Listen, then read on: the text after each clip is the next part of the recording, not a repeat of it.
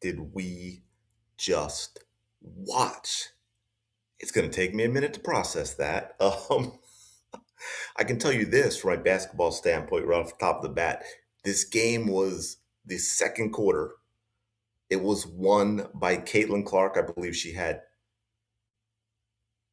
12, 12 in the second quarter. No, did she have all 15 in the second quarter? Wait, Lexi.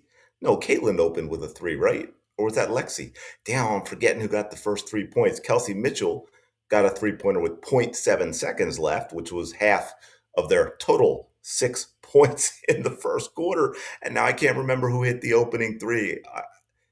If it was Caitlin, she had 12 or 24 in the second. If it wasn't, she had 15 in the second. But of course, this game, thanks to the referees not being able to do their jobs properly, got a little spicy, a little bit out of control in the third quarter. Caitlin Clark got a technical for no reason whatsoever. And hey, there's a reason this thumbnail is what it is, and there's a reason I was able to use it and put MHA and Sophie on there because they stood up. And I am shouting that out because we have seen that so little for Caitlin Clark in her WNBA career. Misha Hines Allen actually got tossed because she got double technicals. One, when things got spicy between Caitlin Clark and Dewana Bonner, which escalated, which got, I think, 5 total technicals. Caitlin got one for no reason whatsoever. And then I believe Hines Allen got one, Sophie got one, Bonner got one, and I believe Thomas got one as well. Sophie Cunningham calling out Dewana Bonner, pointing that finger, getting that stick all upset and all worked up in her feels. And here is what I do not understand, because I saw a video the other day of all these players getting in Sophie's face and, dirty plays against Sophie and so forth over her career, not just with the Indiana Fever. And I'm like, every single one of y'all would get knocked out within 5 seconds by Sophie Cunningham. Do you not understand what you are looking at when you tangle with Sophie Cunningham? Yeah, I get it. She's a pretty little blonde. There's not little, but you know what I'm saying. But y'all don't understand what's underneath the hood.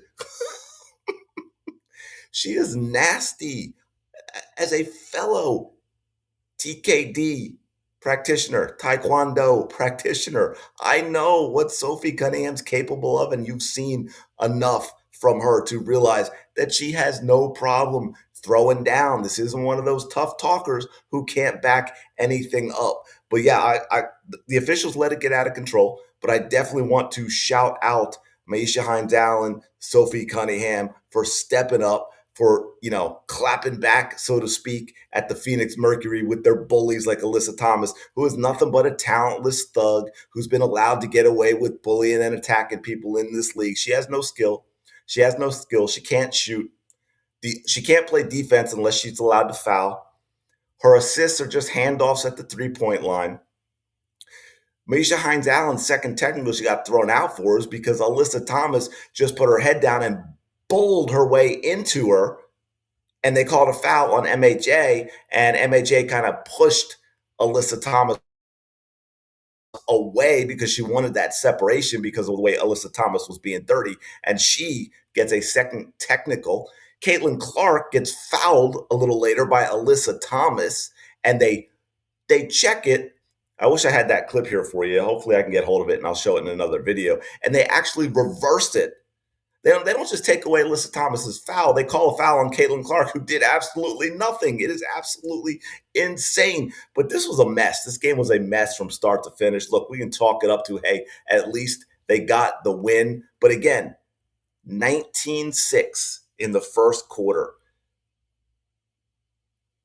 Indiana Fever got the first three. So then it was a 19-0 Phoenix run before Kelsey Mitchell hit a three with 0.7 seconds left. And then Caitlin Clark, as she has been doing all season long, because of the way the game was going, was allowed to be Caitlin Clark for a quarter, put the team on her shoulder, as she has done time and time again, led them to a 35-22 second quarter, and the game was basically over. Although, to be fair, they never fully put away the Phoenix Mercury, they followed that up with a 30-11 to 11 third, got some momentum thanks to Caitlin Clark's second quarter. But then they got outscored by 10 in the fourth quarter. And it wasn't just in garbage time because there wasn't a whole lot of garbage time because of the way it was going. Phoenix had narrowed the lead. It was, being in that 10, 12, 13-point range, which is a little too close. You hit a three, you get a stop, you hit another three, and all of a sudden it is a ball game thanks to the officiating and a little bit of Stephanie White, who once again was terrible. Caitlin Clark was denied another 2010 game. Actually ended up being barely. Now, this is her fault because she missed her last free throw. It was 5 of 6 from the line. But basically denied another 25 and 10 game, 24 points, 9 assists. Although I'm sure if I went back and look at the film, I would see a 10th assist in there somewhere. 9 assists to 3 turnovers, by the way. 3-1 assist to turnover ratio. Just saying. Not really hitting the 3 of 10. That's right in that middle range. She hits one more and she's shooting 40% from 3, which is wild. Kelsey Mitchell also only 3 of 10 from 3.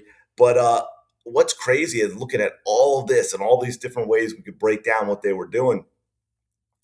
This game is the Phoenix Mercury. They're absolutely terrible. They're 5-13. And the Indiana Fever really won this game because, like I said, they put Caitlin Clark put the team on their shoulders for a quarter.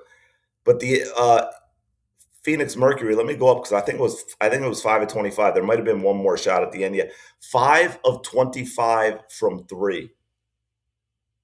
That's why the Indiana Fever were able to win this game because Phoenix Mercury could not hit the freaking ocean from 3-point range. 5 of 20. I mean, they still shot 41% for the game overall, even though they shot 20% from 3. So they were what? They were 23 of 43 from 2-point range. So once again, terrible defense from the Indiana Fever, which is absolutely crazy to think of. Hey, I got to shout out Mo Billings. Mo Billings. Now, look, man, we need some consistency. People get, I can't believe you're praising him. I am going to praise her for this game. She was really important in this game. She was solid. 14 points in 28 minutes, 4 for 4, 6 of 9 from the line, 10 rebounds, which they needed. But yeah, she's got to be more consistent. That is a stat line we need to see from Mo Billings every single game.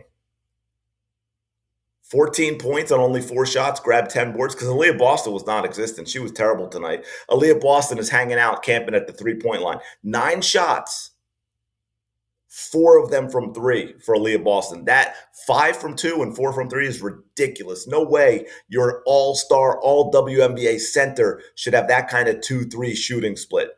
25 minutes, 8 points, 2 of 9 from the field. She did grab 9 rebounds. I mean, I guess I can give her that a little bit. But yeah, Aaliyah Boston was basically non-existent in this game.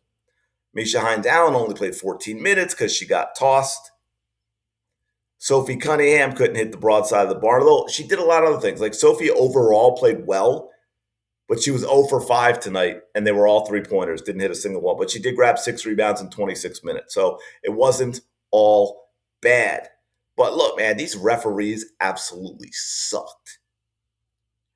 MHA ejected on a terrible call. Should have been an offensive foul on Alyssa Thomas to begin with. The ridiculousness. There was another terrible call on Sophie Cunningham that Caitlin Clark was begging for a challenge. And then I mentioned the one they reviewed, called Alyssa Thomas for a foul, reviewed it, and then actually flipped it to Caitlin Clark, which was absurd, which was her 5th, by the way, and got her benched for a little while, which is probably why she didn't end up getting her 10th assist. And you can see when she came back in with, I want to say, a little under 2 minutes left, the Phoenix just started fouling. They mugged Caitlin Clark. Then when they went to the pick and roll, they fouled again so Caitlin couldn't get a pass off. They were determined to make sure she didn't get a 10th assist. It's crazy. This was a crazy ball game. And here's the other thing, and I meant to lead with this. Wednesday night is a rematch. Yes, this is a to back. They play the Phoenix Mercury again Wednesday night. By the way, one thing that was fantastic, I wonder if we'll get all the think pieces, is the Indiana Fever fans were booing Dewana Bonner tonight, and it was well deserved. She played the role of villain, and she got booed like she should have.